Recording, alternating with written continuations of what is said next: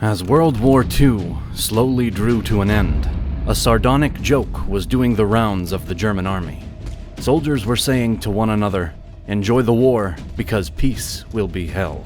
It was a grim recognition of the inevitable hardships that awaited them once the Allies had officially declared victory. But even the most pessimistic Third Reich soldier couldn't have predicted the brutal mass expulsion of Germans that took place in Eastern Europe after the war. Over 12 million Germans and ethnic Germans were expelled from countries such as Poland, Czechoslovakia, Hungary, Romania, Yugoslavia, and Russia.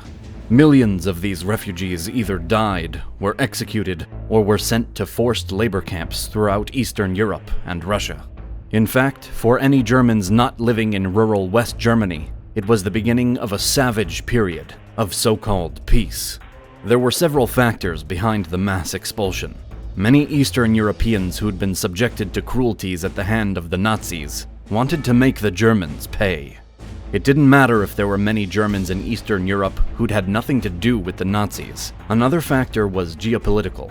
The Allied powers, America, Britain, and the USSR, all agreed that German minorities throughout Eastern Europe should be relocated. This meant either back to Germany or into labor camps to assist with war reparations. The idea was to quash any possibilities of fascism rising again in the future. This was one of the main issues at the Potsdam Conference in 1945. They all agreed that it was key to disassemble any German populations lying outside of Germany. Churchill explained it by saying, "Expulsion is the method which will be the most satisfactory and lasting." He went on to outline the Allied plan to create ethnically homogeneous states. This was believed to be the most effective way to maintain stability throughout Europe, and Churchill claimed that there will be no mix of populations to cause trouble. Germans had looked to settle across wide expanses of Europe. Centuries of Germans relocating across the continent had resulted in millions of ethnic Germans living in Poland, Russia, Hungary, Romania, and other regions as World War II broke out. Within 2 years, the mass expulsion had begun, well before the Potsdam Conference, and almost from the get-go, Russia was quick to act. In 1941, Stalin ordered a mass deportation of Russian Germans from the USSR, sending them to labor camps in Siberia and Central Asia. As the war raged on, Germany's grip on Europe waned, and the tide started to turn. In 1944, droves of Germans fled to the west as the Red Army plowed through Eastern Europe on its way to Berlin. Many had heard of the atrocities they were likely to suffer if captured. Many people escaping from the Soviet army were as young as 3 years old. Some were frail and elderly, others were sick or injured. It didn't matter. They simply had to keep moving, often through unrelenting blizzards. Polish historians have guessed that anywhere between 600,000 and 1 million Germans died in their flight from the Russians. They either perished in the snow, starved to death, were captured. This was a brutal time in Eastern Europe. In early 1945, Hitler had ordered around 250,000 Germans to be shipped to Denmark, which was still occupied at the time. Most of the refugees were either children, the elderly, or women. After the German surrender, they were kept in refugee camps, where thousands died. They stayed in Denmark until 1949, after which Denmark handed Germany a whopping bill for compensation and the costs involved in keeping the refugees. The Potsdam Conference led to the first organized expulsion of Germans. The exact numbers of how many were expelled and how many died are difficult to calculate because of conflicting records. However, it's clear that between 1945 and 1950, Poland, Hungary, and Czechoslovakia alone expelled over 7 million people. Most were taken to either West or East Germany in organized mass transports.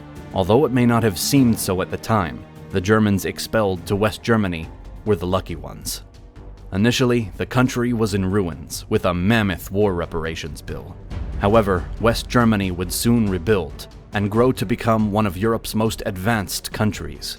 Many of the expellees ended up in rural areas, where there was more space to populate, such as Bavaria and Hesse in the south. Stalin was all for the idea of expulsion, because he had much to gain.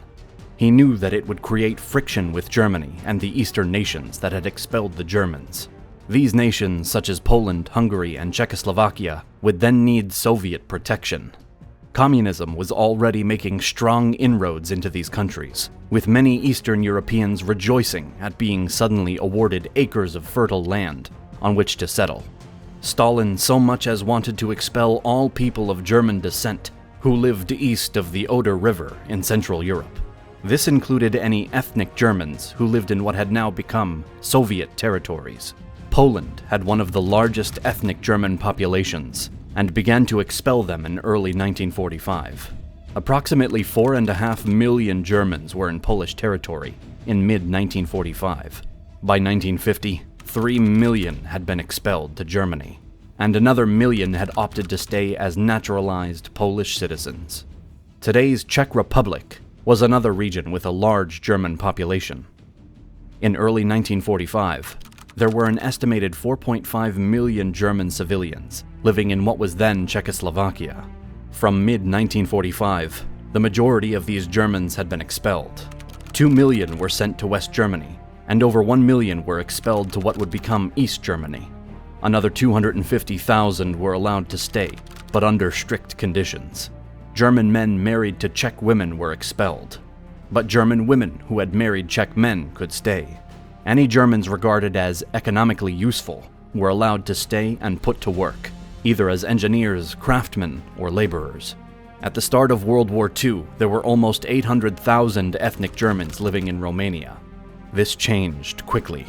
In 1940, Soviet troops moved into Bessarabia and Bukovina, which were eastern Romanian territories. 140,000 of the Germans living there were resettled in Nazi-occupied Poland. The Romanian government was pro-German during the war and allowed almost 60,000 ethnic Germans to be conscripted for service.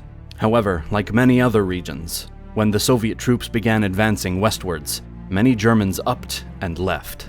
Around 100,000 Germans fled Romania with the retreating forces. The lucky ones made it to what would become West Germany. At least 75,000 of the Romanian Germans were captured and deported to the USSR labor camps, where many died. The 400,000 ethnic Germans who remained in Romania were regarded as Nazi collaborators and treated harshly. They were denied civil rights. Many had their homes and property taken and were forced into labor.